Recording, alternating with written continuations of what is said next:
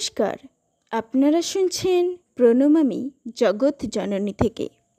ঠাকুর শ্রী রামকৃষ্ণদেব বলেছিলেন, যত মত তত পথ, অর্থাৎ সমস্ত পথ দিয়েই তাকে পাওয়া যায়। ঠাকুরের এই বাণী সম্পর্কে কি শোনা যায়, আসুন আজ শুনে নেব। আর দেরি না করে ঠাকুর শ্রী রামকৃষ্ণদেবের চরণে প্রণাম জানিয়ে শুরু করছি। শ্রী ঠাকুর একদিন বলেছিলেন, ওরে, নবাবী আমলের টাকা বাদশাহী আমলে চলে না।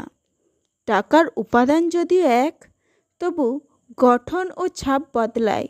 তাই শ্রী ঠাকুর হয়েছিলেন সর্বধর্মস্বরূপ। যত মত তত পথ, নতুন ছাপ, তার দিব্যবাণী। যে এখানে আসবে রামকৃষ্ণের ভাব নেবে, তার চৈতন্য হবে। তিনি আরও বলেছিলেন, এবার ছদ্মবেশে আসা, যেমন জমিদার গোপনে কখনো জমিদারি দেখতে যায় সেরূপ। সেজন্য এবার পূর্ণ সাত্ত্বিক ভাবের আবির্ভাব। রূপ, বিদ্যা, সর্বপ্রকার ঐশ্বর্য ও বিভূতির কোনো প্রকাশ নেই, শুধু পরাভক্তি, পরম জ্ঞান, অপূর্ব ত্যাগ, জ্বলন্ত বৈরাগ্য, উদ্বেল ঈশ্বরপরায়ণতা, বিশ্বপ্লাবী প্রেম, রামকৃষ্ণ অবতারের ভাবৈশ্বর্য। যারা ভাগ্যবান তারাই চিনেছিল ছদ্মবেশীকে। যাদের শেষ জন্ম তারাই ধরতে পারবে এই সর্বভাবময়কে।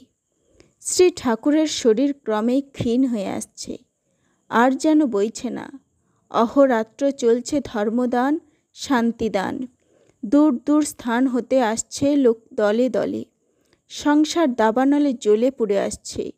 কত কিছু করে নানা যন্ত্রণা ভুগে আসছে, চাইছে মুক্তি। তিনি অকুণ্ঠিতভাবে দিয়ে যাচ্ছেন। শ্রী রামকৃষ্ণদেব একদিন ভাবাবস্থায় বলেছিলেন, এখানে আর কেউ নেই, তোমরা আপনার লোক। তোমাদের বলছি, তিনি পূর্ণ, আমি তাঁর অংশ।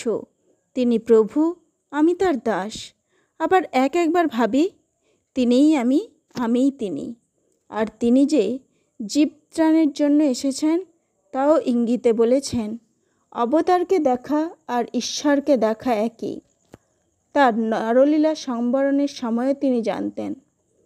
এক সময়ে শ্রীমা সারদা দেবীকে বলেছিলেন, যখন দেখবে কলিকাতায় রাত্রে বাস করতে আরম্ভ করেছি, যার তার হাতে খাচ্ছি বা নিজের খাবার পূর্বেই অগ্রভাগ অন্যকে দিচ্ছি, তখন জানবে যে দেহটা আর বেশি দিন নয়। ভক্তদেরও বলেছিলেন, বহু লোক যখন ঈশ্বর জ্ঞানের শ্রদ্ধা ভক্তি করবে, তখনই এর শরীরের অন্তর্ধান হবে। শরীর ত্যাগের সময়ের আরও অনেক ইঙ্গিত তিনি দিয়েছিলেন। এবার ছদ্মবেশে আসা, বেশি জানাজানি হলেই সরে পড়বেন। আজ এখানেই শেষ করছি। নমস্কার।